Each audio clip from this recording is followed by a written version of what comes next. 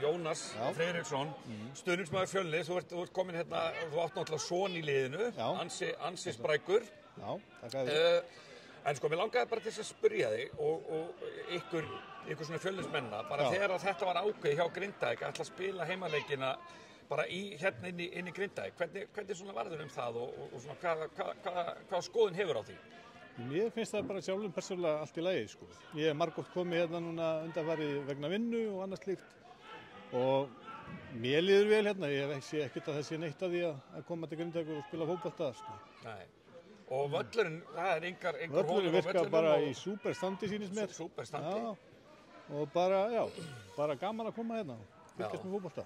Það er svona talið, svona virtist, svona sum lið í deildinni, allavega einhver tvö lið sem að virtust vera eitthvað smeyk við þetta, en þú veist, það er ekkert að varast.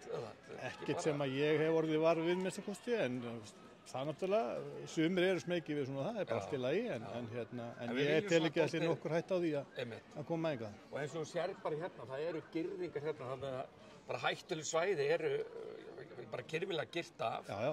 Það er mjög vel hérna girt allt saman það sem maður sér einhverja sprungur og annað slíkt. Sko. Og er það ekki dálítið þannig að verður þarna að Grindavík að jafna? Það er jafna.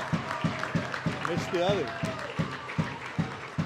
Það er bara gaman að það gerist í beinni.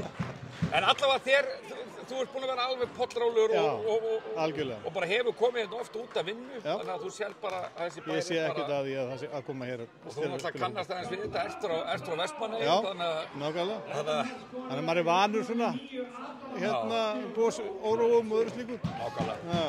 Herðu, áfram Grindavík.